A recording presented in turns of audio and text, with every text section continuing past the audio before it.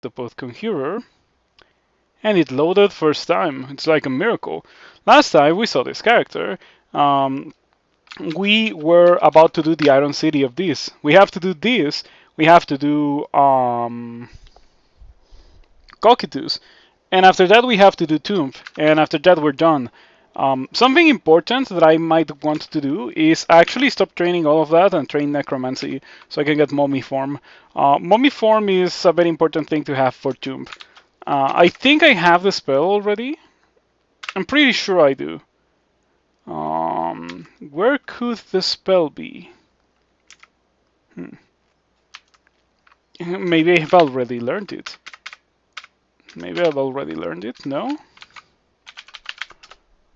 There's a Necronomicon that I can pick up. Yeah, I can just go ahead and pick that up right now. And there it is. Borg's Revivification, Mummy Form, and Death's Door. Let's see, Mummy Form is still not castable. It will be castable by the time I'm done with the Iron City of this, most likely. Let's go there.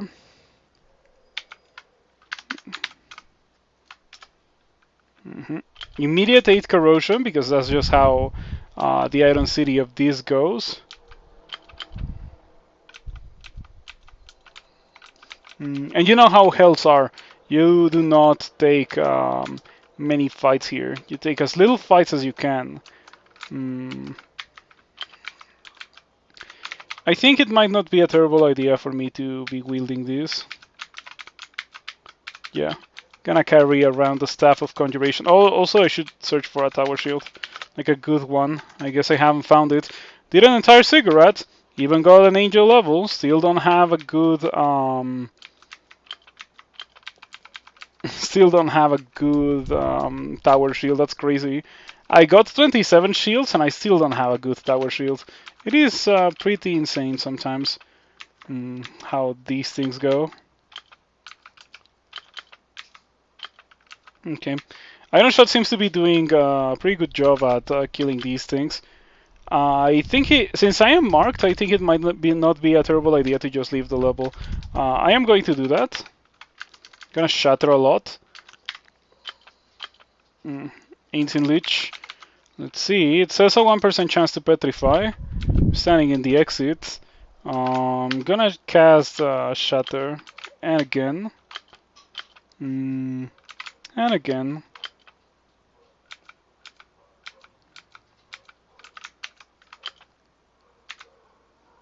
Okay, I wasn't able to kill the Iron Golem. I'm just gonna retreat, rest my mana, and go back down. Unfortunately, we know exactly where the downstairs are, so any further incursions into the Iron City of these are gonna be much faster than the first attempt. That's just how it is with all hells. So, Shatter is a pretty good thing to have here, since everything is like brittle. And those kinds of monsters take extra damage from Shatter. Yeah, pretty good thing to have. Nice. Very convenient set of stairs. Let us continue. A Hellion. A Caustic Strike. 3 Caustic Strikes. That's actually kinda terrifying. I'm gonna cast Polar Vortex. Alright. As you can see, Polar Vortex is kind of a crazy, incredible spell. Really, really, really powerful for killing some things like Caustic Strikes. I'm talking about Caustic Strikes. I'm just gonna cast it again. This is much better than 7 Shard Strikes. 7 Shard Strikes sounds like a meme. It sounds like something I just made up, but it can absolutely happen. It is not an uncommon sight in Cocytus, unfortunately. It has happened to me. It has almost killed me in the past. So yeah, I know better than to doubt the possibility of 7 Shard Strikes spawning. 7 Shard Strikes can kill almost any character. It's just that much physical damage thrown at you that fast, and monsters that you cannot run away from. It's pretty messed up. Pretty messed up, yeah.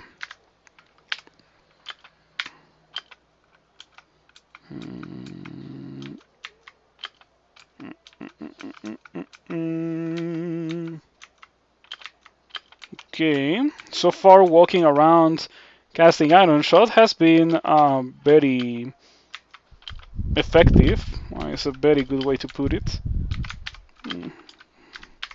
The Shatter is so fantastic. It just kills everything here. I'm gonna cast Statue Form, Anticipation for these strikes, and then Polar Vortex. Hell Sentinel could be an issue. Fantastic just like me. Fantastic just like you. Yeah. 16 Corrosion. You kill the Caustic Strike. Shatter. I don't think the Hell Sentinels are extra damaged by Shatter, but I'm not sure. I might be wrong. This is the first level where we see Hell Sentinels, and there's been quite a few of them, unfortunately. Yeah, 2 of them is a bit too many.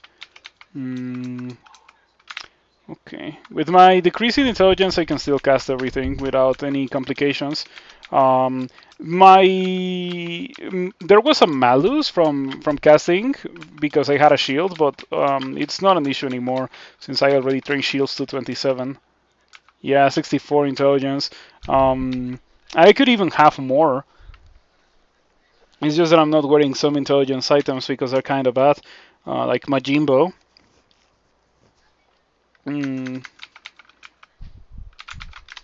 Okay, 6 out of 7.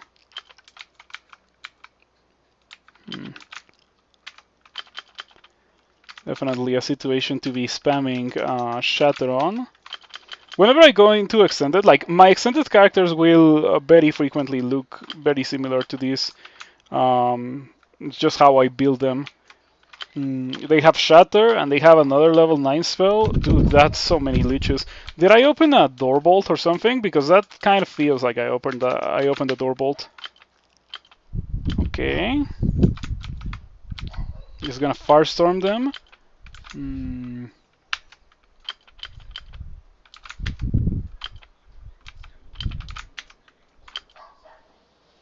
My Necromancy skill increases to 14. With 14 Necromancy, I should definitely be able to cast Mummy Form. And yep, it's at 4%. I told you. It was not really gonna be that much of an issue for me to train for Mummy Form. I think it is a very important thing to do if you're gonna be going to Tomb. Just gonna rest outside for safety. In the vast amount of situations, it's just correct to get out of the hell and rest outside. Especially if you're playing a character as powerful as this one. This one just kind of goes through the hell, destroying everything, and so it doesn't have many issues going through the hell again because the hell is empty. Making new hells look easy. Yeah, that's what being actually prepared for hot hells looks like. If you go in with a character that cannot do this kind of thing, it will be a much more unpleasant experience.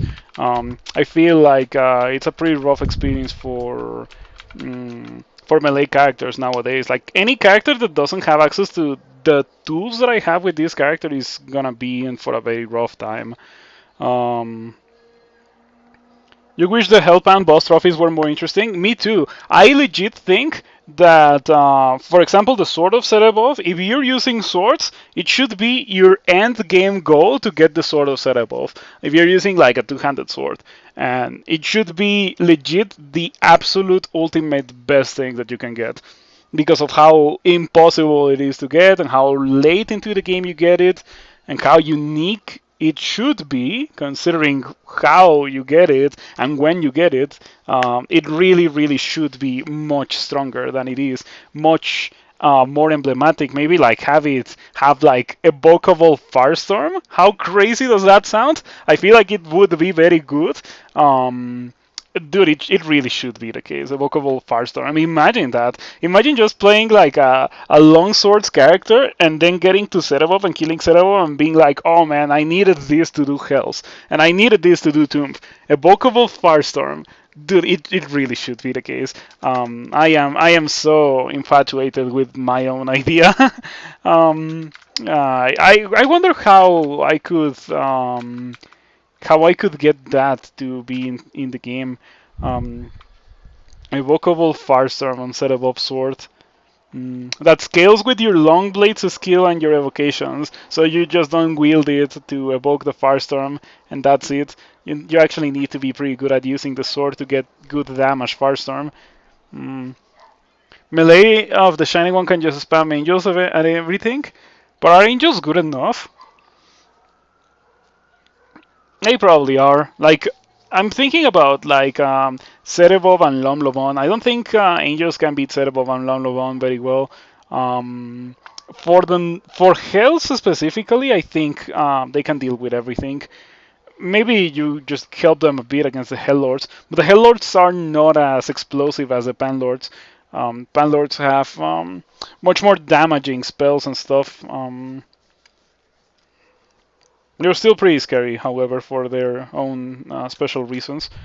Let's read magic mapping here. Okay, that's pretty bad.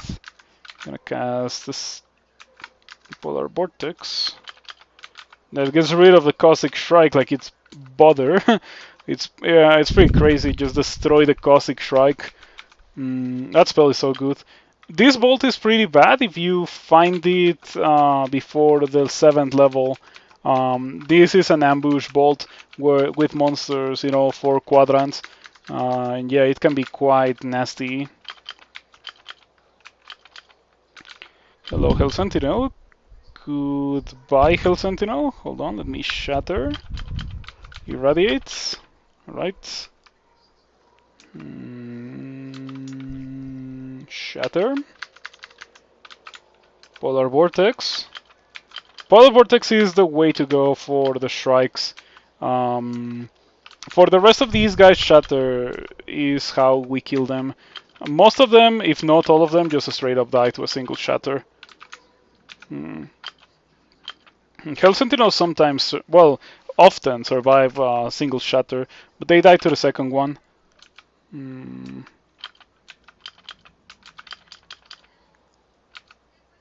think I should move Polar Vortex to capital B. B as in Vortex. It only makes sense thinking about it. Quicksilver Elemental's a problem. For this character, they could be a problem, but the thing is that I killed them in like 2 turns. Because I think they're also vulnerable to Shatter, because they are kind of metallic. Quicksilver is like mercury, right? So it's a metal, but it's also liquid. But I think in that kind of situation, there's precedent with rock slimes. Rock slimes are also kind of liquid because they're slimes, but they're also like brittle. Not necessarily metallic, but brittle. Um, because you can LRD them. So I think if you can LRD a monster that is otherwise a monster that would be vulnerable to Shatter, or that would be resistant to Shatter, is vulnerable instead. Um, so yeah, and I'm pretty sure you can LRD Quicksilver Elementals. Mm, yeah, just something to think about. I don't like this situation that much. I think it might not be a terrible idea for me to just bail. Mm,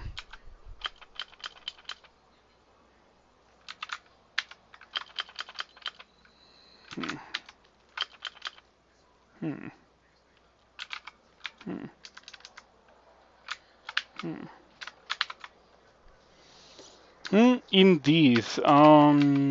I think I can irradiate and get like 20 mana back from killing the Cossack Strike and the Hell Sentinel.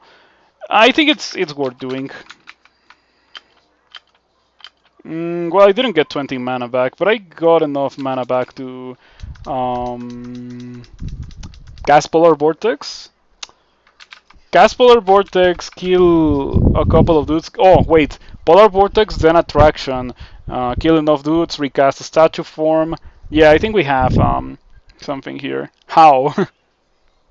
How? No idea. Mm.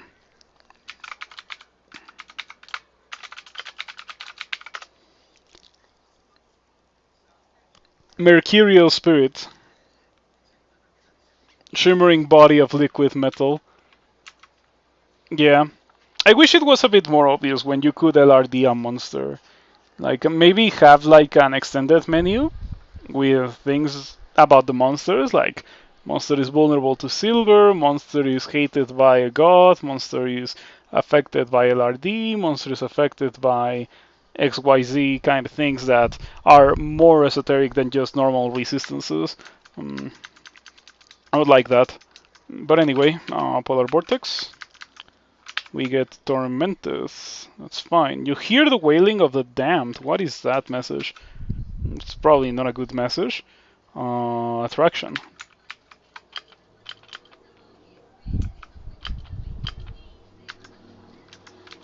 Got back a lot of mana. Recast statue form so I don't die. Shatter.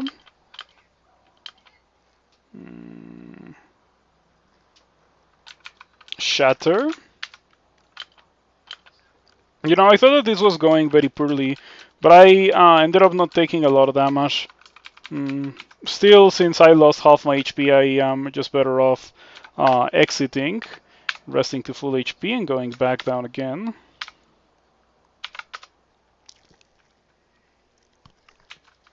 Oh, okay, that's my bad. I typoed there.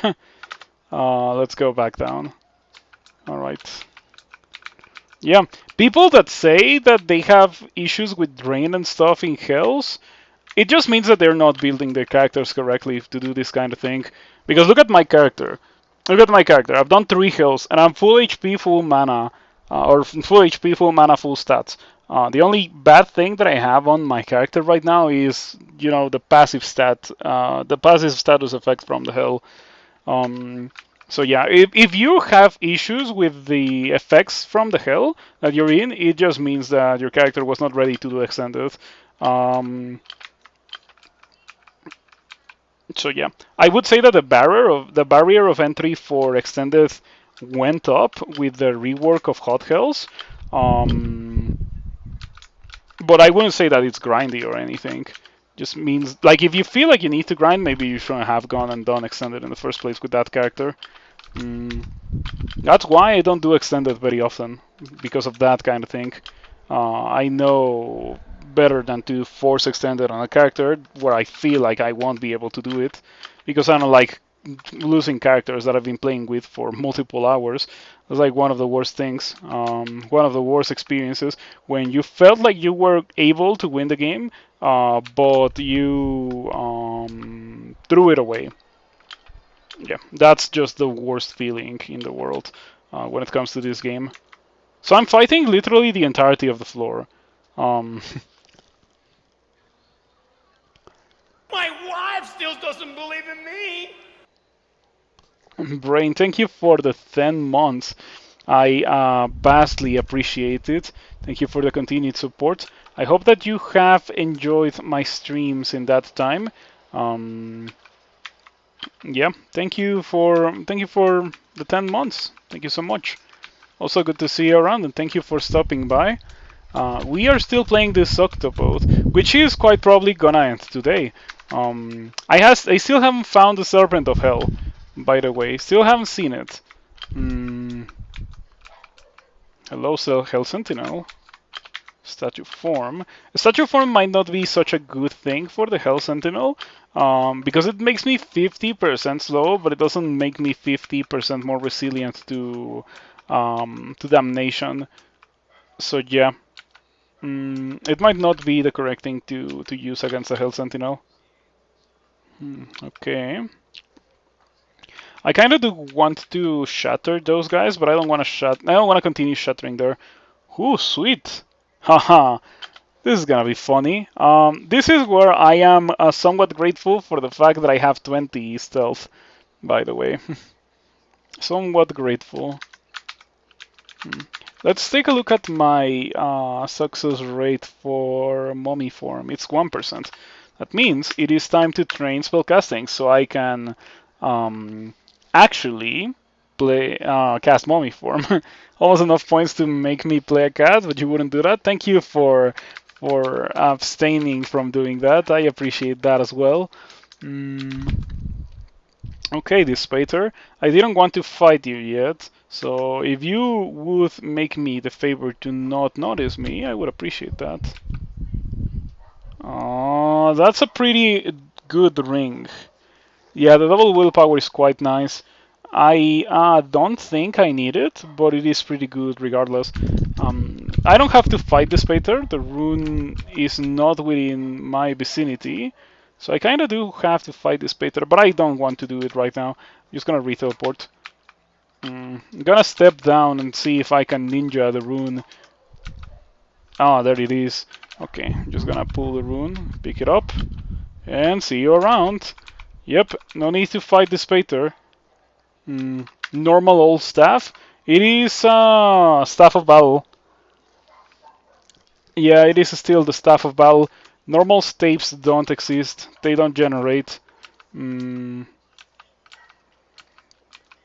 good luck with extended. We're almost done. Yeah, we're almost done with extended. We have done the entirety of Pandemonium. We have done now the entirety of the Iron City of this, and we also did Tartarus and Jena. The only two branches that I have left are Cocytus and Tomb. And I trained Mummy Form specifically for Tomb, so I think this character is perfectly able to do that. Barring some incredible disaster with like exploration traps in Tomb, we should be fine. Well, it could be also an incredible disaster with teleport or blink traps that I can see, but it's more likely to happen with dispersal traps than with teleport traps. Anyway, hopefully that kind of thing will not happen. Dude, I like how, in case you don't know, in case you were not here when I did it, I just entered the level and cast Shatter like 12 times. No, it's more like 15. Yeah, I cast Shatter like 15 times, so I literally broke every tile that I could see from the entrance. If I step here, there's no tiles with walls. The level layout was not like this when I entered. It just became this because I cast a lot of Shatter. So yeah, I think it looks pretty cool.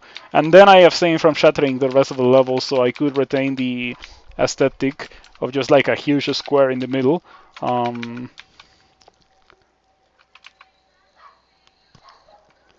so yeah, freezing wastes of Cocytus.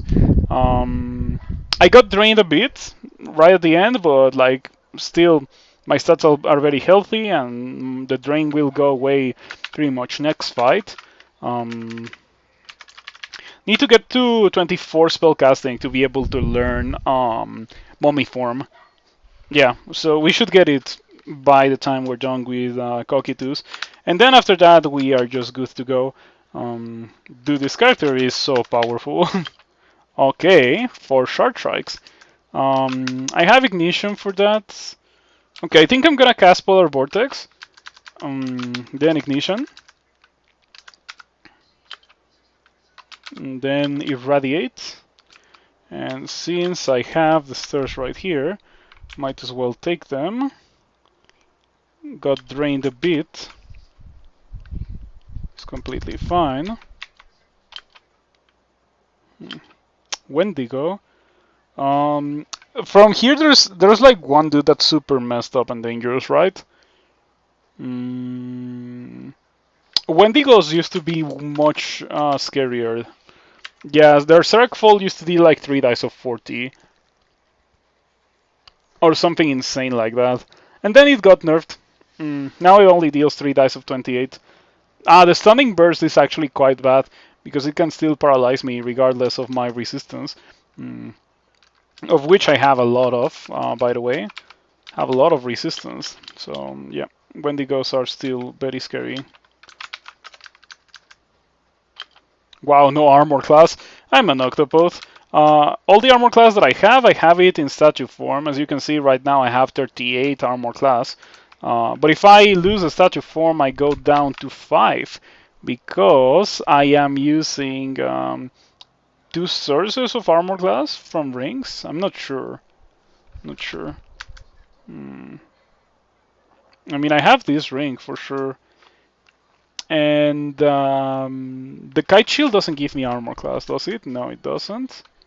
The amulet doesn't give me. No idea what gives me 5 armor class. No idea. Whatever. Oh, the Wendigo doesn't have any armor class? Seriously, I didn't even notice. Mm. Oh, yeah, it has very little armor class, the Wendigo. No wonder it's... Dude, it's weak to fire? Why am I casting Iron Shot? Should just quiver Firestorm. We got Firestorm for a reason. Cat. Is the Hat of the Alchemist. Is the Hat of the Alchemist. So if anything, it actually subtracts from my armor class. Being a -2 hat. Dirty hat. Don't touch it, it's dirty. Many weird explosions. Yeah, this item is so ridiculously strong. It is fantastic on any character after a certain point in the game. Even if you think that like armor class is desirable, this item is like it turns any character into an Octopode, kind of, because it will give you 1 pip of every resistance, and then it frees up both your ring slots, so you can do whatever you want with them. Like put on 2 rings of armor class if you want a lot of armor class for some reason. It is fantastic. It is really, really, really good. The resistance to mutation, I don't even consider it because it has a chance to fail. It's actually like only a 50% chance to succeed, and that's not really reliable. So yeah, even with the resistance to mutation, you should still play around not getting mutated. So I don't think of that as part of being like a good enough reason to put on the Hat of the Alchemist. The reason is the fact that it just gives you 1 pip in every resistance. It's just like that. So did you know that octopodes have extra stealth when they're flying above water, even if they are not in the water? Yeah. While swimming through the water or flying above it. So you get a lot of stealth. As you can see, it goes to one of these asterisks right there. Okay. I saw an ice fiend over there. That's very scary. Ice fiends as a general are just very spooky. You know what? You're actually worth a whole turn of just Firestorming you. Just to play it safe. Dude, the Biosphere just shot the Ice Fiend. That's very lucky, because the Ice Fiend was not one-shot by the Firestorm. I feel like I got a very bad roll if it didn't one-shot an Ice Fiend. They have only like 100 HP, and my Firestorm hits for 200. Or hits for like a maximum of 200, I guess. Firestorm, 8 dice of 25. Power 99%, because I have 2 enhancers for it. So yeah, quite a lot of damage.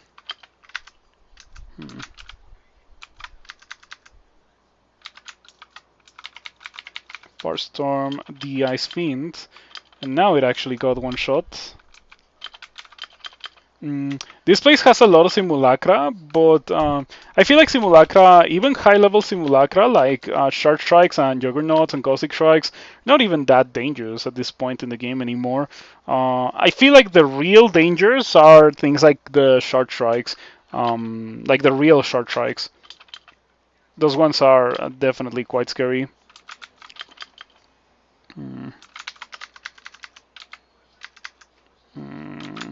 Okay, as always, I like to Firestorm the Ice Fiends. Tormentor goes for Torment. Fortunately, I have 3 pips of resistance to negative, so that Torment only dealt 37 damage. Yeah, I like this character quite a lot. This just feels like a really good character to me. This is the kind of, like, whenever I go to Extended, I don't bring anything that is not similar to this character's power level. Maybe not 100% power Firestorm, because that's kind of like really difficult to acquire as a whole. But like having the spells that I have castable right now is, in my opinion, a necessity if you want to do Extended. Like at the very least, Ignition, Refrigeration, Polar Vortex, and Shatter. That's like my bare minimum. Firestorm is pretty nice. Iron Shot is pretty nice. If you go into extended, you're probably gonna have a form, and if you have Iron Shot, you have Irradiate as well. If you have Iron Shot and a form, you have Irradiate. Mystic Blast has been pretty good.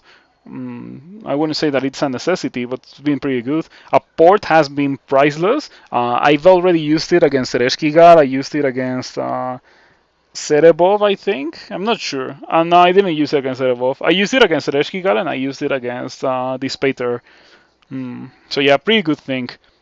Definitely. Also good for levels where you don't want to spend all that time going to the item and picking it up. You can just apport it and then pick it up. Pretty good on cigarettes as well, just for quality of life. Yeah, this is just endgame character. It's just how it is. Extended character. And you know what's even crazier, Dr. Pirate? Look at the power. The power is the crazy part. Because the spells most characters can acquire, but the power is it's not really it's not really like that. Only very few characters can have this amount of spell power on Firestorm. I guess it all is thanks to my 64 intelligence. 9 dice of 16 on the Iron Shot. Yeah, it's crazy. It's a lot of damage on that Iron Shot. 3 dice of 40 Radiate. Usually I get it and it's like 3 dice of 20. This time it's 3 dice of 40. Nice Fiend. Okay. This place has a ton of Ice Fiends. It's just how it is. Cocytus is by far the most difficult hell because of the abundance of Ice Fiends. Even with a lot of cold resistance, you can still have a very hard time dealing with them. They hurt a lot. Okay, more Short Strikes and a Sur Jelly. I'm gonna cast Polar Vortex. Yep. Polar Vortex, just walk towards these guys. Radiate them. Ignition, that got the job done. Fortunately, this time we didn't really seem to get a lot of short strikes in my levels. This time there were no 7 short strikes. I did just take a ton of damage. I'm just gonna play it safe. No need to keep pushing forward. It's not like I have issues with the Sod Clock or anything. Since I already completed the Sigrat, Sod will haunt me nevermore. You're forever immune to Sod's power. This is completely unnecessary when going into Extended, but I wanted to do a Sigrat regardless. If I hadn't done a Sigrat, I would have probably been actually competitive for maybe the high score for Octopode Conjurer. Let's see, what's the high score? High score. Just out of sheer curiosity, it is 35,000 turns. In that case, never mind. Yeah, if the high score for your species involves something along the lines of not pressing O, I'm not interested in getting it because I don't enjoy not pressing O. Pressing like O is the reason why I'm still playing Crawl after all of these years. When like I've come and gone through so many roguelikes since then. Auto Explore is just like it takes you to the interesting part of playing a roguelike. I wish more games had it. That's just just part of the reason why I like Crawl so much. That kind of quality of life thing and just like user friendliness. Crawl is just entirely comprised out of user friendliness, I think. It is still very difficult, but it is quite certainly user friendly. That love for Octopode. Okay. Level 7 of Cocytus. Let's see what we got here. Magic mapping. I hate this ending. This is probably like my least favorite ending. The room can be here in this middle room or here in this other middle room.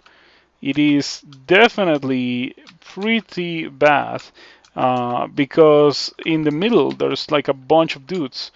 It's just like full of dudes. It's an ambush. You need to walk into an ambush to get there, unless you are an Octopode or a character that can traverse deep water and also break walls, like this character. That's what part of the reason why Shatter is so important. Shatter is important for damage dealing reasons in the Iron City of this, and against say set above. But it is important for traveling purposes and for utility everywhere in extended. Um, in Pandemonium, in Hells, in Tomb as well. Yeah, if you want to do extended, I think the correct way to go at it is to do Pandemonium and then do the Abyss and then do a Ziggurat. That's what I did with this character, and it's so far been pretty good. I've already made some backups um, for this character. Like, I'm gonna be putting this character on YouTube, so I've already clipped the parts of the character. It's gonna take me a while to put it on YouTube, but it will definitely 100% go to YouTube, as I mentioned when I started playing this character. Um, okay, nice fiend. Unfortunately for you, I am very powerful Earth Mage, or Fire Mage rather, and I can just Firestorm you, Mr. Ice Fiend. Mm, yeah. This is how I like my extended spellcasters to look like, always. If the character doesn't look similar to this, I don't take it to extend, as I mentioned earlier. Mm, I would rather have an overkill experience with extended, like the one that I'm having right now, than just lose so many hours of progress on a normal character that could have won the game. That's why you don't see me going into extended quite frequently. The Serpent of Hell. Okay, I hadn't seen it. Alright, so the Serpent of Hell is not weak to fire, this version of the Serpent of Hell. Um, in case you don't know, the Serpent of Hell, whenever it uses its breath weapon, it uses all three of these breath weapons: the Cold Breath, the Freezing Cloud, and the Flash Freeze. Any time that it uses its breath weapon, all three of these will be shot at you in the same turn. Um, and it doesn't like make the Serpent of Hell like have a cooldown or anything. No, it can do it, and then it can also do something else. It is it is fast, so it can do it and melee you, and its melee is kind of ridiculous. 3 times for 35 damage each to deal 51 extra cold damage if any damage is dealt. So that's already 3 attacks that hit for 35 each to deal 51 each. Claw for 15 and trample for 15. Okay, so of course you don't want it to melee you even if you have 3 pips of cold resistance. It's the Serpent of Hell as a whole is just a really scary monster in general. No matter where it spawns, it is really scary. But I think the most scary one is the one that generates in the Iron City of this. That one is pretty messed up. Because it has like Crystal Spear and Quicksilver Bolt um, and Metal Shards. And those three things hurt too much. I don't like this fight. I wish I could drink potions. There's something important to think about Cocytus. You cannot drink potions, which means no brilliance, no haste, no heal wounds, no might, no circ rage. It just deprives you of so many important resources. So despite minus a scroll depriving you of the most important panic button that any crawl character can have, which is a scroll blinking, Cocytus deprives you of many more things that you would use to not have to be in a situation where you would want to use a scroll blinking. So it is pretty bad to have minus potion. It enables mummy mode for a second. Of course, I would love to have some brilliance right now, so I could have half mana costs, and so it wouldn't be very painful to just spam Firestorm against the Serpent of Hell, which by the way is killing the Serpent of Hell quite well. Yep, there we go. I wish the Serpent of Hell dropped scales. Yeah, I feel like Extended could get some more funny loot, funny, interesting loot, and it just doesn't.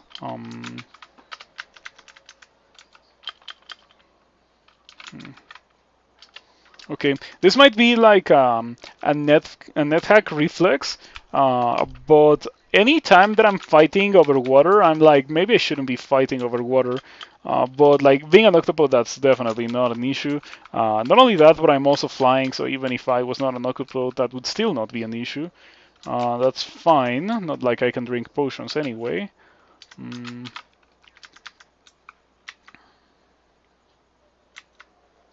Okay. So with a bit of luck, the room will be here. However, I am debated, and there's only a piece from some chessboard and some loot. Um, some loot that is completely garbage, by the way. I am going to abort the render just out of curiosity, and yeah, I think Koki 2.7 shouldn't have plus 0 letter armors generate. Just my opinion. Mm. Now, I can do this in two different ways.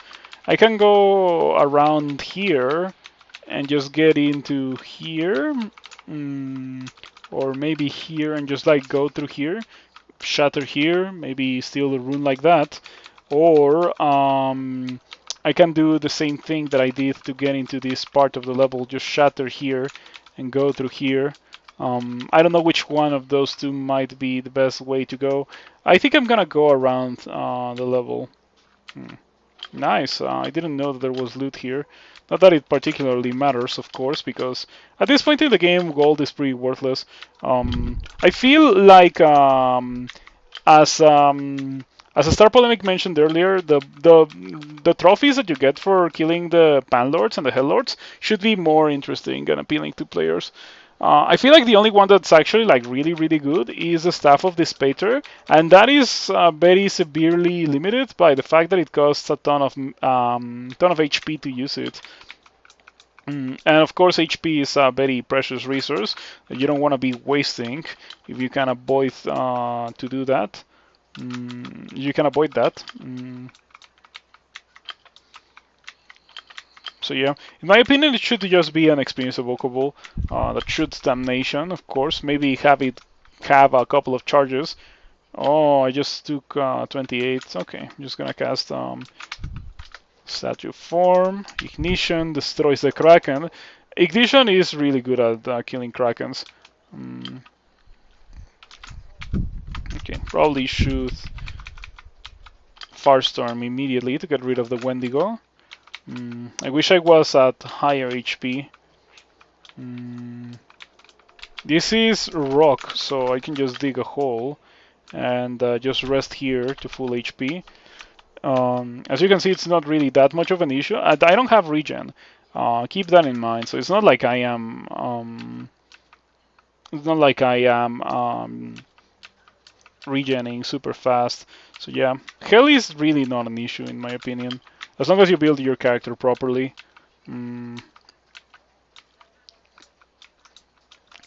It used to be super hard when it was first released. Hot Hells was quite crazy, but since then it's been nerfed quite a bit.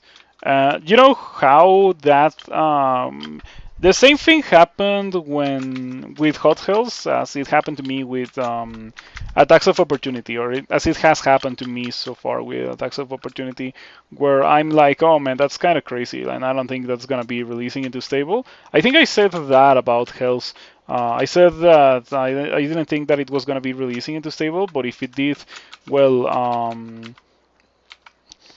it was just not my thing. And then it got nerfed because, of course, it was a bit too ridiculous.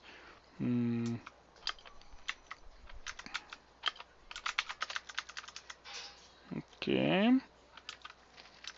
You've killed over 10 characters today, the horror.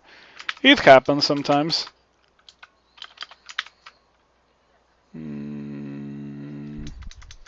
Dude, having 99% power Firestorm is pretty sweet. You can so consistently one-shot Ice Fiends. It's not that much of an issue to deal with them.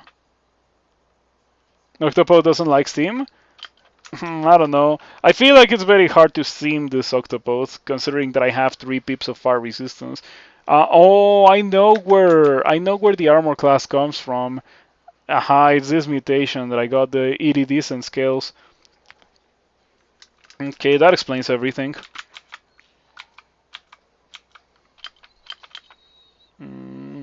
That's 27 spellcasting. We're gonna be training conjurations and farm magic and transmutations and earth magic and a bit of ice magic as well and evocations and stealth. Yeah, sure. Just train everything and translocations. You're not good at training. Um, whenever after you this is very much not how you should train, by the way, because this character is already in the end game, and like at this point it really doesn't matter. I'm already good enough at killing everything, and I have maxed fighting, dodging, and shields, so there's no more defensive skills for me to train. I'm just training everything because why not? How did I get so many good mutations? I drank potions of mutations. That's how I did it. I drank potions of mutations because I got minus a scroll, and this is what I was left with after I got rid of minus a scroll. I had robust, but like if I have to choose between keeping robust and getting rid of minus a scroll, I will almost always get rid of minus a scroll. Um, it could happen that I don't do that, but it is very unlikely. Almost always I will try to get rid of minus a scroll before keeping robustness. It needs to be a character that for some reason cannot read scrolls or doesn't have access to blinking, such as a Formices, for me to not be extremely uncomfortable having minus a scroll. Yeah, it was okay. I have a ton of potions of mutation. Um, 15. I did a Sigrat, so there's that as well. Doing a Sigrat definitely will give you quite a bit of potions of mutation for you to work with. Um, okay, Antaeus. Ooh, Sight of Curses. Is that a thing that you always have now? I think it might be the case. You might always have the Sight of Curses or something. Maybe it just generated in your vault and you picked it up. But yeah, I think that the trophies that you get from the Hell Lords and the Pan Lords should be more special. As I mentioned a bit earlier, I think it would be really cool if, for example, the Sword of Seraph gave you evocable Farstorm. Yeah, it has Drain and Drain because that means that it has a draining brand, but it also drains you when you unwield it. Used to be more clear before it was changed into being like this. It used to be like something along those lines, but it was removed for some reason. My opinion, it should come back because the way that it is now is not so clear. Um, Okay, so Antaeus is the apex target for Kirari. Antaeus, despite the fact that it is like a demon and the monster with the most HP in the entirety of the game, is also not poison resistant. So you just go for the Kirari, and that will slow Antaeus, and so you can easily run away from Antaeus. You block the flash freeze. Of course I do. I have 30 shield. I feel like I'm not gonna be able to kill Antaeus with Firestorms. Oh, maybe I will. Joe. Joe, what is going on? That was like 5 Firestorms. Wow, I guess I mean I know that Antaeus is weak to fire and everything, but I feel like I never managed to kill Antaeus with Firestorm whenever I tried to do so.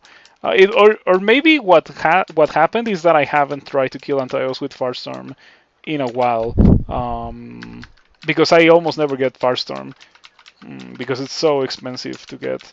But yeah, it was quite a good decision for this character to get Firestorm. Now I am going to get out and go do the final level, well, the final branch of the game with the final rune that I haven't gotten, which is Tomb with the Golden Rune of Sot. Tomb also has another figurine of a ziggurat in case you wanted to do ziggurats, but you messed up your first attempt at doing a ziggurat. You can always get a second attempt by doing Tomb. But then that's it. I don't think there's any more, apart from a very rare Pandemonium shop bolt that sells the demonic rune of Sod and also sells like some really rare items, like as I mentioned, a figurine of a ziggurat or potions of experience. I think they're also sold. Power scales. I don't know. You have to see the bolt for yourself, or ask Nikolai because Nikolai made the bolt. Mm, okay, so we're done with Hells. Just to show you, I have 14 runes right here. Look at all those funny colors. And the only one that I am missing is the Golden Rune of Sot, which you cannot see in the tiles of screen, but you can easily see in console. You played console, you would be too tempted to get the monsters to line up and spell words. Sometimes I do that. I don't mention it, but sometimes I do that. I would mention it if the vast majority of people played console, but since you don't play console, you wouldn't get it. Okay, so I haven't done Crypt either, and this is how my character looks like after going through hell. Literally after going through hell. No bad mutations, no temporary bad mutations either. No stat drain, no health drain. For this character, going through hell was not an issue because this character is just crazy powerful. This should be what you aim for when you try to go and do extended. Um, Pointed out, no need to play console to appreciate that. I see. I'll think about that. Mm, mm, mm, mm, Oh, you know what? There were some comics back then in from NetHack when they were called Dudley's Dungeon, and sometimes that was like a running joke where the monsters were spelling words and the main character died. Dudley's Dungeon was about the author of Dudley's Dungeon playing NetHack, just funny things that happened to them. Um, yeah, I like that comic a bit. It was eventually made into like a thing that you could make your own comics for. That was also pretty neat. Mm, but the community is not vibrant enough for such a tool to thrive. Mm, the NetHack community, and I don't think I've seen anything like that for Kroll. For Kroll, I think the most noticeable comic has been the Zero the Cat one. Um, with my favorite eyeballs. That was pretty funny. Let's go do Crypt because I haven't done Crypt and I haven't done Tomb. I don't even need to do Crypt. I can just Quiver Shatter most likely and just kill everything with how ridiculous my character is right now.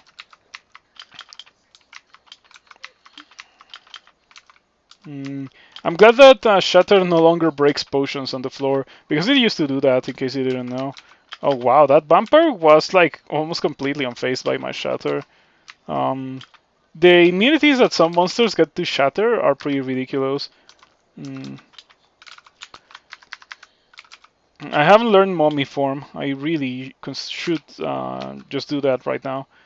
Okay, so I think Shatter is probably not the right way to go. I'm gonna be quivering Iron Shot instead. Still gonna Shatter a bit. And Polar Vortex. Polar Vortex is what you do when you're low on mana, because it is one of the most mana efficient spells in the game. As you saw, thanks to the Grace of Behemoth, I got pretty much a full mana heal, or a full mana regen. Not really full, but it did bring me to half. I was at like 9 and now I'm at 31. Pretty good. Did you decide to get Mummy Form? Yes, I think Mummy Form is an important thing to get if you're gonna be doing Tomb. Doing Tomb without Mummy Form is extremely painful. Yeah, whenever you go to Tomb, you should get Mummy Form. At this point in the game, you should have copious amounts of experience. If you don't have it, you can always go into a Ziggurat to get copious amounts of experience. So yeah, Mummy Form. How many spell levels do I have left? 6. Okay, so let's see. Do I have the chance to forget about something? Because I may want to forget about something here. Um, like Mystic Blast, maybe. Maybe Mystic Blast could go. Mm, yeah, maybe Mystic Blast could go, and make room for Revivification or Death Store. Either of those two. Mm, probably Death Store. Nah, probably Revivification. It's just easier to cast. I think I want to get the Tower Shield. Yeah, because I don't have a good tower shield, but I already have 27 shields. So theoretically, this thing should not affect my spellcasting success in any way whatsoever, because apparently you lose all penalties for wearing a tower shield once you reach 27. On the other hand, it now has an encumbrance rating, which it didn't have before. It is 15. That could give me a bit of an issue when it comes to casting spells. So we shall see how that looks. Um, okay. It is perfectly fine. Yeah, it's perfectly fine. I wish I kept the resistance to negative, however. Um, there was a pretty cool ring with resistance to negative that I don't think I picked up. Yeah, it's in. Um, oh no, no, it had 2 pips of willpower. That ring. This ring is pretty okay, but pretty okay is not what I want at this point. If I had found this earlier in the game, I would have probably just stuck with it for the rest of the game because of the fire resistance and the double willpower. But like at this point, I don't need those things anymore. So yeah, just remains on or is left on the floor. And I guess even though the encumbrance rating is like it certainly makes them like be a bit harder to cast. They go to jail of failure. It's still 1% instead of just being gray 1%. Mm, we're definitely okay with that. Mm, so yeah, I'm just gonna drop this and run around with my newfound 3 pips of cold resistance and full willpower. Yeah, pretty good. All right. Um, just gonna continue walking around and just one-shot everything. Dude, I have 40 shields. 40 shields. Think about that. Like, look at how this looks in statue form. 291 HP once I heal the drain. 38, 44, 40 defenses as an Octopode. It is beautiful. Yeah, this character is really, really strong. Mm, been liking it a lot. Also, I have to notate that even though I have the skill to cast Crystal Spear, because I have Firestorm and I have Shatter, I do not want to get Crystal Spear with this character because I don't think it is good on any character that is not a Jin. Um, for a Jin, it is quite a fantastic spell, of course, but yeah, Jin kind of have unlimited mana, and this character most definitely doesn't. It has something that kind of resembles unlimited mana in the form of Behemoth, but it is not so reliable. And whenever you're casting your Quiver spell, I feel like Iron Shot is pushing it a little. It's like as far as I am willing to go, and this is a character with 63 mana. So yeah, you probably need some crazy high amounts of mana to be able to use Crystal Spear as a quiver spell, the likes of which you don't get normally unless you have access to unlimited brilliance from the Robe of Folly or you are a Jin. Mm, yeah, I wish the Robo Folly was a bit more common because it is such a unique playstyle and it is so ridiculously powerful. You have no idea how powerful it is until you actually try it for yourself. The fact that it helps your mana costs is so nice. Because like it means that you can put something crazy like Firestorm on the quiver. With Robo Folly, I would be incentivized to put Crystal Spear on the quiver, actually, and it would probably go well. I have done one Roll Folly character before, just one in the entirety of my time playing Crawl with the new Robo Folly, and it was such a good character. It is in YouTube as my best character ever. And if you think this character looks good, you should see that character. That character was like this one, but so much better. I was actually just quivering Firestorm and just firestorming everything. I wonder what we are gonna be getting in regards to loot after we're done with Crypt. So since I've already gone through a cigarette, I don't have to worry about the Sod Clock in Tomb, which very strangely is very rarely an issue, but it can become an issue given the ridiculously large amount of torment that you sometimes get in Tomb. Yeah, sometimes I confuse these level-wide bolts in Crypt, and there's one, which is this one, obviously, that has a bit of loot hidden in the corner. There's another one that's also a level-wide vault that looks very similar to this one, that doesn't have loot hidden in the corner. So I always get them mixed up. Glad that this one I did. This time I did get the one that had some loot in the corner, even if the loot was not impactful to my character in any way. So, I think all crypt endings should be level wide. Sometimes you get that ending with the leeches in like a small room with a plate that when you step on the loot, the plate lowers and you have to fight for leeches at the same time if you don't know about that vault. I feel like that would be a cool room to have at the end of a level wide vault. I don't like it when it's just placed right there in the middle of the level. Yeah, I'm pretty sure you know what I'm talking about. By the way, I should put mummy form. Oh, it's already in L for leech. I guess it should be in M for mummy. Okay, time for the maiden cast of mummy form. Yep. Mummy form makes you completely immune to death curses. Way back in the day, it used to be that normal mummies could curse you, but the curses that the normal mummies inflicted on you were just cursing your inventory, which gave way to really tedious gameplay of just running away from the normal mummies and never killing them, so they didn't curse your inventory, because no one likes to have their inventory cursed. So yeah, in case you were wondering why curses were removed, well, it was not for that, but like small mummies cursing, like weaker mummies cursing, was removed because of that.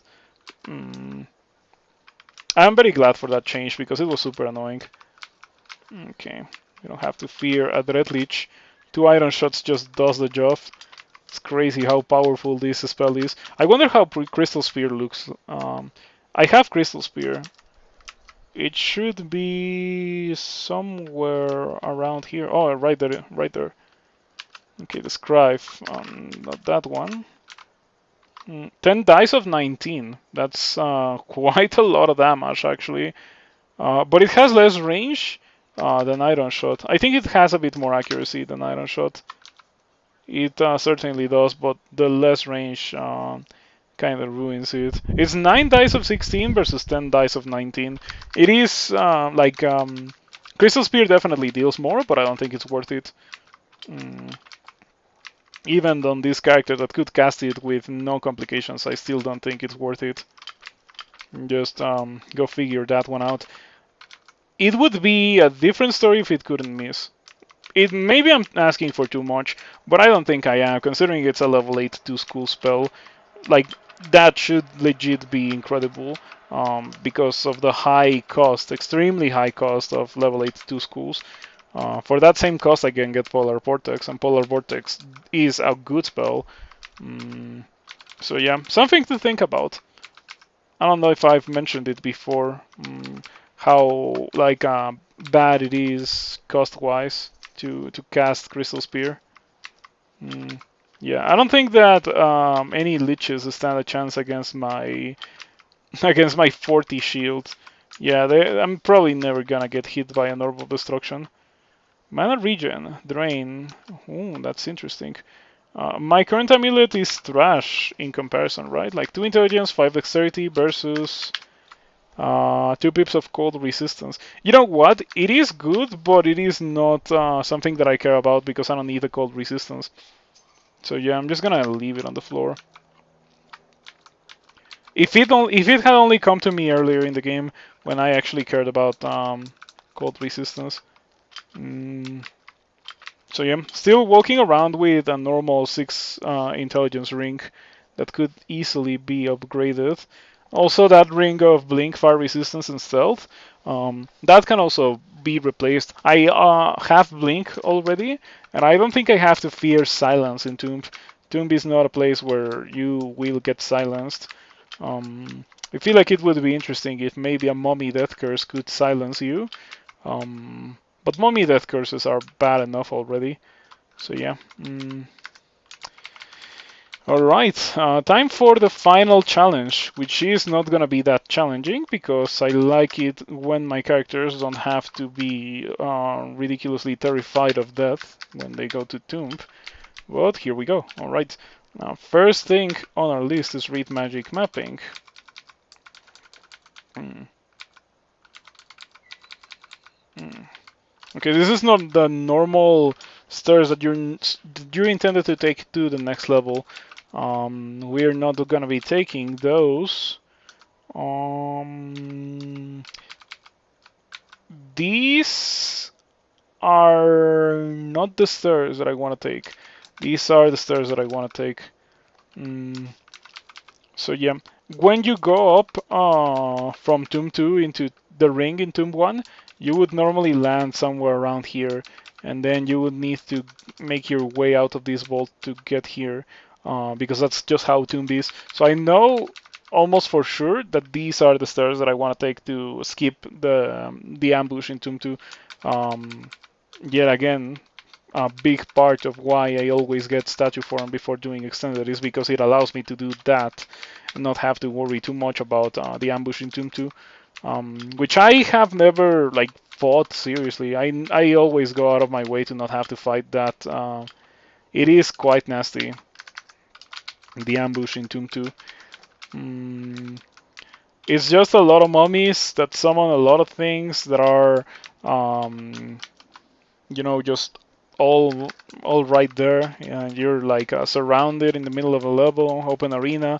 Really, really bad thing. The traditional Sphinx vent to kind of gatekeep you for not having willpower in case you, for some reason, don't have willpower going in here. Not that you need it. You only need it for those Sphinxes, funnily enough. I don't think anything else hexes here. You can shatter on Tomb 1 to skip a bit of Tomb 2. That is correct. I'm going to showcase exactly that on this run. Okay, so Ushtabi can dispel on that, but yeah, they're not an issue. Just get them with a good enough ignition. 3 dice of 22 ignition. It may seem extremely underwhelming, but keep in mind that it scales really hard. Like, the more monsters get hit by the explosions, the more damage it actually deals. Yeah, for example, take a look at these dead scarabs. They're about to explode. Yeah, it was probably not necessary to wait for them to group up, since a single ignition actually killed them all. Alright, I always like to go around the level and kill everything, and then I want to go and do the middle. Kind of the same thing that I do in Elf, and the same thing that I do in Slime, and the same thing that I do in SOT 5, I do in this place. Though in this place it's slightly ineffective, because like I do it in those places so that if I want to or need to teleport, I can do so maximizing my chances of landing in a safe spot. In this place, you can always land in the ring, and the ring is full of royal mummies. It's like there's easily more than 20 royal mummies inside the ring. So yeah, it can be pretty bad regardless.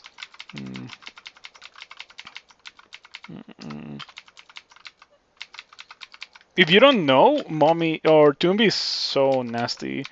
Yeah, Toombi is designed to kill you if you don't know. All of it is designed to kill you if you don't know.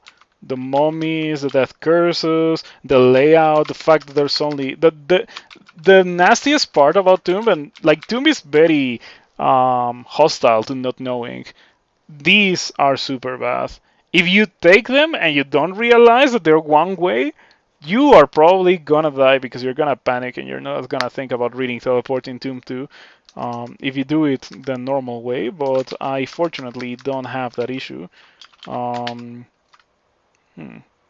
I lost intelligence, even though I am in mummy form. I thought that it made you completely immune, but I guess it only makes you immune to the torment and that kind of thing. You know, the really nasty things.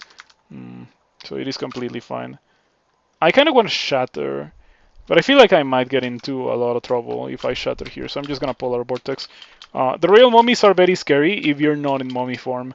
Do not ever forget that because those guys are just vile if you're not in mummy form.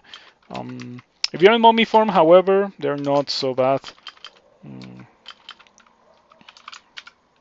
Polar Vortex. Get rid of all the mummy priests. Okay. The entry of Tomb 1 was not an issue. Alright. Okay, so as I mentioned earlier, I am almost 100% sure that these are the stairs that I have to take in order to go downstairs. I'm almost 100% sure. If I am correct, these stairs will skip the ambush and they will place me in the part of the level in Tomb 2 where I don't have to worry about it. Knowing the layout of the level, I can just shatter here, get rid of the royal mummies that are inside this room, and then not have to deal with the royal mummies in the ring, which is gonna be pretty nice. Mummy form, shatter, and there's nothing here. I am almost 100% sure that these are the stairs that I have to take. Let's see if I am correct or not. And what happened there? Did I typo into doing something? I think I did. I think I did. Well, regardless, just get rid of the mummy. Let's rest to full mana, important. Recast mummy form, rest to full mana once again. And then actually go downstairs. And I was completely correct.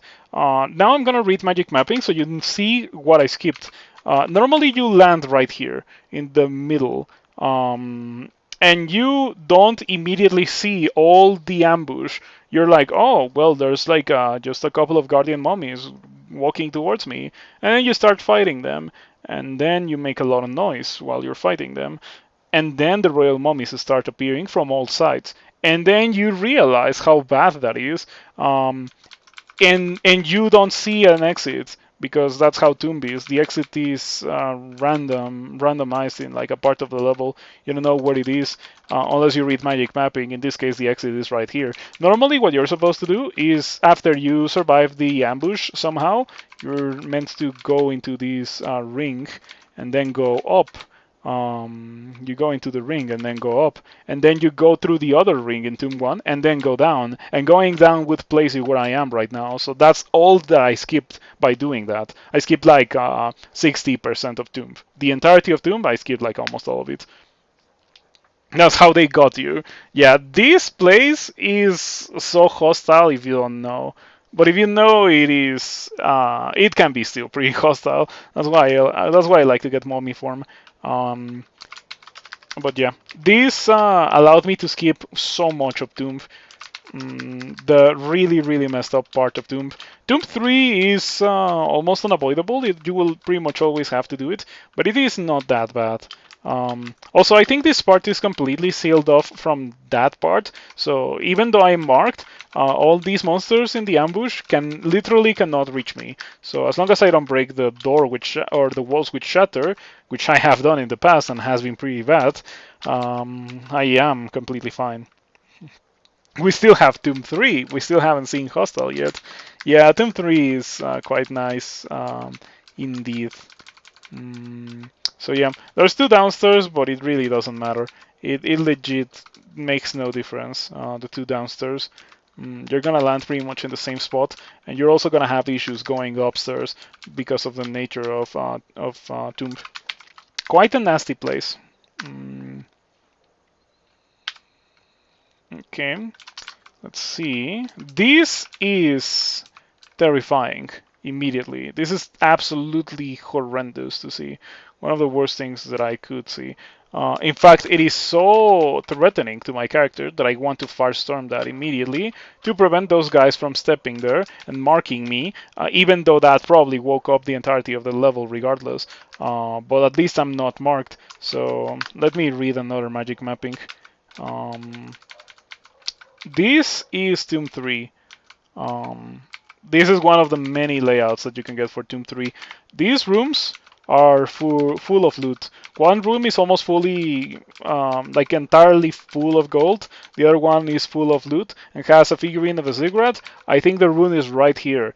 It is also full of royal mummies and Bennu and other nasty tomb monsters. And yeah, in order to escape the level, you need to make your way to one of these two stairs. The fights in this place usually go for very long. This is quite a nasty place to be in. The trap layout, however, was reasonable because sometimes you get some pretty mean traps in Tomb 3. There can be like dispersal traps very close to the stairs. So what you end up doing is like you try to make it to the stairs, but a monster steps on a dispersal trap, and then you cannot escape the level. So even with blinking, it can be super difficult to escape the level because of the trap layout. However, this time, in order for me to escape, I just have to blink to these specific stairs, and then we should be fine theoretically. So yeah, this is exactly what I was talking about. Like these two dispersal traps make this part of the level completely unusable. If I need to escape, I am not going to be able to do so if I go here. It's just like that. I kind of want to on mummy form drink potions, haste, brilliance, and that's it. Only haste and brilliance. I'm gonna be recasting mummy form, and now I am a hasty, slowed, brilliant mummy that can just spam firestorm from the commodity of my current spot. Okay. Bennu have Holy Wrath melee, so they can be pretty bad. Yeah, to deal extra damage to undead and demons if any damage is dealt. About 2% chance to hit me. Of course it's 2% chance to hit me. I have 45 evasion and 40 shield. It would be a blasphemy if it could hit me consistently with those defenses. So yeah, I don't think I have anything to fear when it comes to Bennu. Watch me get hit by Bennu 3 times in a row and explode because I only have 11 armor class. That would be quite tragic, but I don't think it's gonna happen. Okay, we get rid of bodies. Hello, Bennu. Oh, I should probably have Amnesia, the Mystic Blast, as I mentioned, and gotten Revivification or Death Store.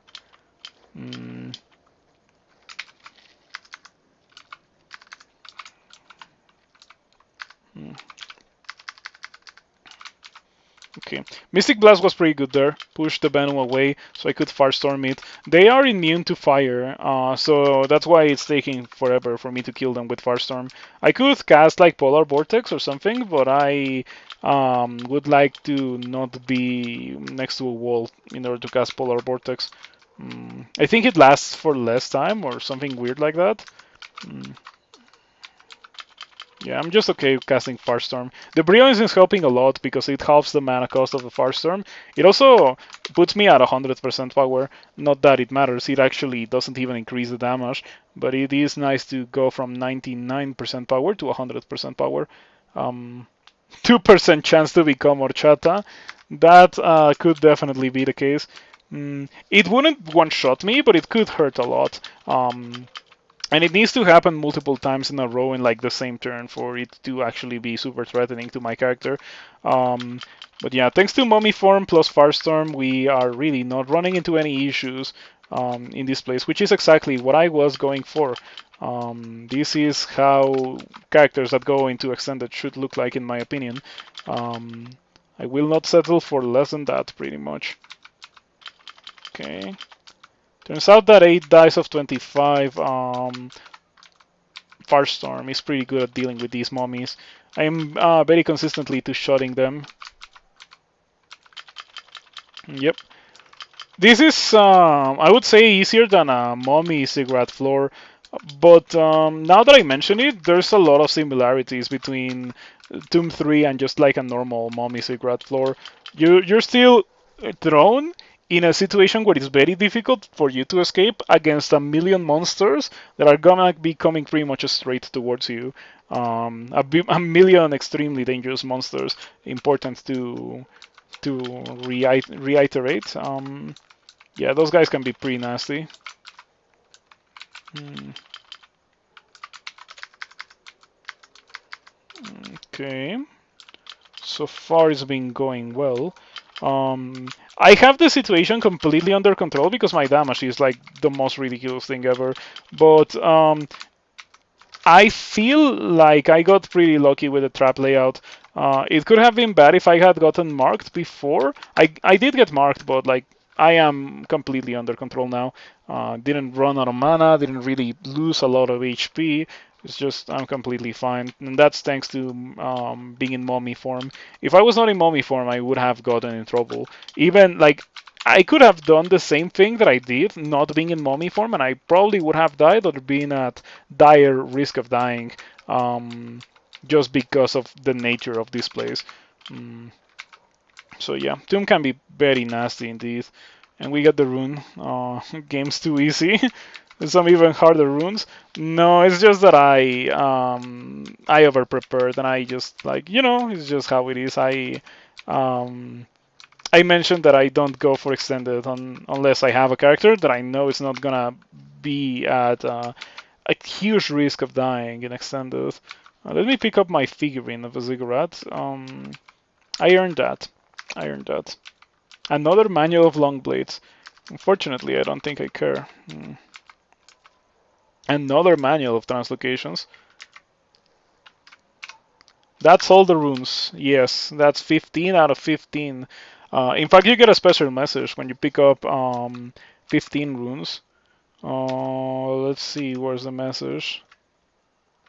Yeah, here it is. Um, you pick up the golden rune and feel its power. You have collected all the runes, now go and win. That's pretty much all that's left for you to do once you pick up 15 runes, unless you want to do a lot of cigarettes for some reason. Um, what can I say about this character? It was very powerful. Though I do feel that it's kind of funny that I never replaced this one ring of intelligence. I found it on D3 and I never replaced it. I found it on D3. Let me inscribe it. Found on D3. Yeah, just like this character, this character, dude, it was something else. And we already vacuumed the money. Look at how much money I ended up getting in the entirety of the game. 18,000 gold. Um, that was a lot of acquirements that went towards gold, and I did do a cigarette, and Tomb has a lot of money, as you just saw. Just look at how much money is there. That room has around 1500 gold. Not that it matters too much. I think it should also have some shops or something. So it's actually like a meaningful reward to get that amount of money. But anyway, we are probably done here. Let me see if there's anything that I want to pick up before just getting out. Mm, and no, I don't think I see anything. Now to get the wrath of every god. You love Khufu's description, an incredibly powerful emperor on the way to godhood. He died quite some time ago, but he sees no reason why that should stop him. Yeah, Khufu is like that. I feel like that's a very typical trope for all powerful characters. Alright, let's get out of here. This is always gonna place. This is always gonna place me in like a convenient spot. Oh, can it place you here actually? Does it have a chance to place you there? I'm not sure it can place you here. I'm not sure it can place you there. Yeah, not sure. Maybe I don't know because I haven't taken them. It makes sense that I don't know because I haven't taken them. But I don't think it can place you in the ambush again. Would be very unpleasantly surprised if it can place you in the ambush. Regardless, let's go up.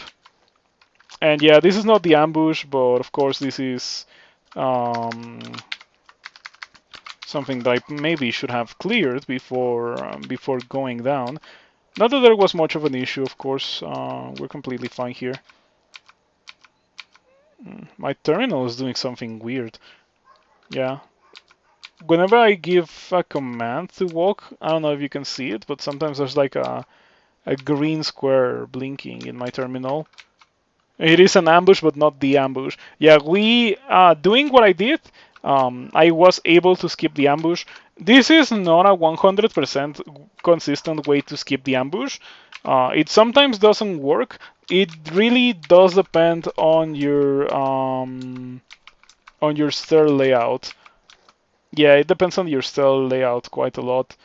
If you if you're not sure which one of these will take you to the ambush, you're gonna be in trouble. But based on the fact that this one was outside of this room and this one was inside of the room, I figured that the one that was inside was the one that was gonna take me to safety. Because the way that it is like you when you go up through the stairs in Tomb 2, these ones, when you go up through those ones, you are placed here, and then you have to go to get out of this room to get to the downstairs, because that's how Toombies know stair dancing. You have to fight a bit before earning the right to stair dance in Tomb. Um, and then you fight the ring full of royal mummies. Like, I'm not even exaggerating. There's like easily around 20 royal mummies in here. It's like almost all royal mummies. I think there may be some mummy priests, but I wouldn't be surprised if it was literally all royal mummies. And then you get to the other side, and then you go downstairs into the part that I did do, and then you just do Tomb 3. So yeah, that's how you do Tomb. If you don't want to do that nasty part of Tomb. For this character, it really wouldn't be any issues, but like I'm not gonna do it anyway. I feel like it's more interesting to show how to not do that, because the vast majority of characters will not be in a position where they can consistently do that kind of thing. This character was, but this character was also not a normal character. It was really powerful one. So let's just pick up the Orb. Maybe I should have done Orbron Tomb. I think this character could have easily done Orbron Tomb. Yeah, did you see the weird thing that my console was doing with the green square? That was interesting. Anyway, cast mummy form. Cast statue form. 38 armor class. Can I push that higher so I can get diesel? It's probably not worth it. I like my 64 intelligence. Alright, let's pick this up. Maybe cast mummy form so I am not slow in the orb run. Okay, that's fine. Just gonna get out manually. Also, I don't have to fear running into any monsters. Like, not with this character. After all that I have already done with this character, I have no issues fighting. Like, ice fiends, come on. Come on. Like, dude, I can one-shot those. Tormentor. And shot. Refrigeration for the Hellhounds. Pretty much kills all of them. 5 away from nice int. For a bit, I had 70 intelligence. Let me go pick that up before getting out.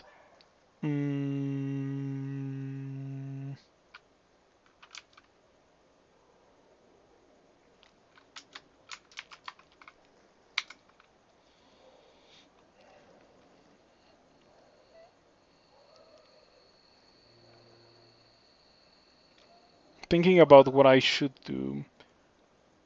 Could maybe take off the Ring of Kotzi. 39 evasion. It should be completely fine. It really should be completely fine. Now, if I cast the statue form, I go to 43 armor class. I guess I can pick up this Ring of Protection, and then I can have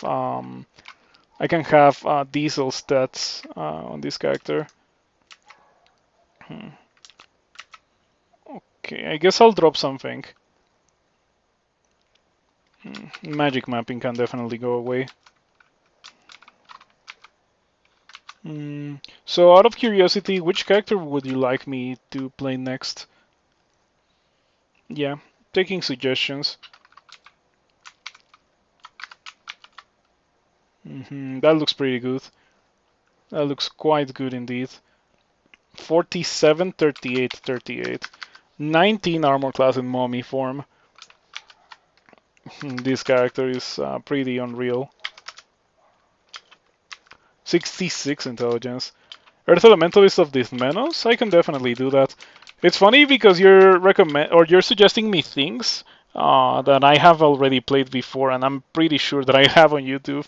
Um, it is like first with the short blades character of Wujian. I had just played one like a couple of days ago, and the Earth Elementalist of Did I did it in the tournament. But I will play another one because I haven't played one since the tournament, and I enjoy Earth Elementalist of Did. Um, Spriggan Berserker. It could be, but I don't like Spriggan and I don't like Berserker. So yeah, I am much more inclined to play a spellcaster on any given situation. On a side note, you're playing Slime Jin and you're having fun. It's so powerful. Um, I wonder if I back that one up, the Slime Jin. If I didn't, I really should do it. I think I still have time to do so. It was a pretty good character, that Jin of Jiba. I think I did back it up, but I haven't put it on YouTube. Dude, I'm getting full of content again. Like I have a lot of characters in the waiting room, and that's leaving aside the tutorial series characters. So yeah, um, I might have to upload more than twice a week. Um, I want to do like a one game, or rather, I was doing one gameplay video a week, and I was also doing one non-gameplay video a week where I was just like talking about crawl. Do you know, like the spell overviews?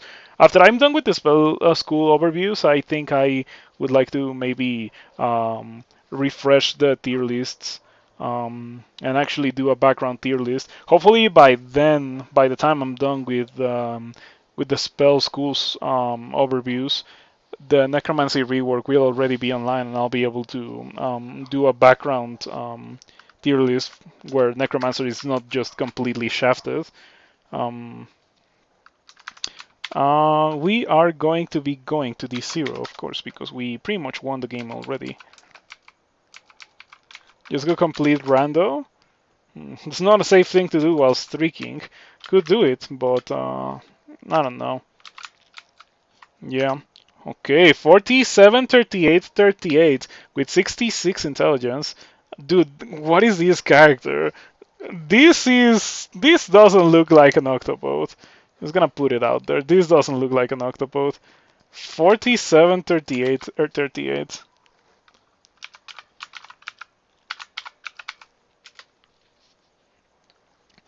291 HP. This character was quite pleasant to play, very strong. I had a blast playing this character. It was just ridiculously powerful. There was no need for me to get Revivification or Death's Door. I think I should have gotten them regardless, but there was no need for me to actually get them.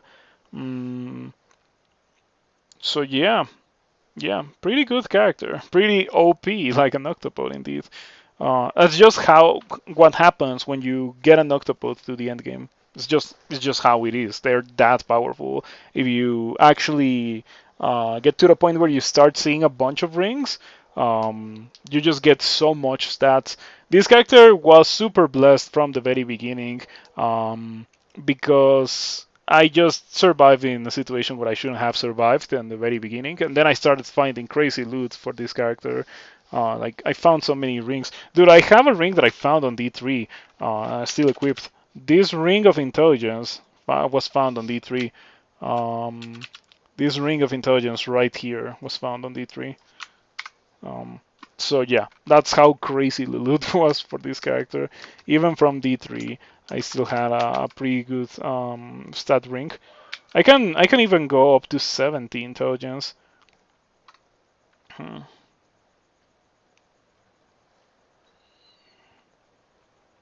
Can I? I can't without losing a bit of armor class. But I can also, in transformation, drink brilliance and then put on the intelligence ring instead of the armor class ring and see how that looks. Uh-huh. 44, 44, 40. That looks pretty good, but it is not 46. Quaffle mutes at celebration. I think I'm just inclined to get out because I don't want to be left with like a frail 3 or just like super weak, you know? I'm just getting out. Um, but I'm putting on my ring of protection again. Mm.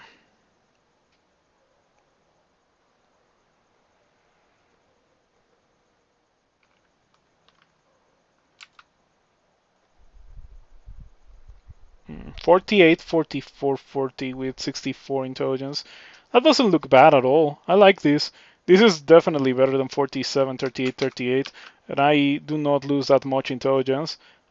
This looks so crazy. I mean, I have brilliance on, but that still looks so crazy.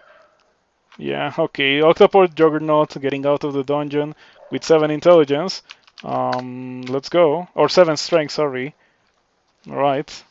Funny stick and another funny stick. And I didn't get Dispater's funny stick because I didn't kill Dispater. But I could have easily killed Dispater. Like in all reality, I could have just sat there, drank Brilliance, and mass shatter like 17 times, and I would have been able to kill Dispater without a lot of complications.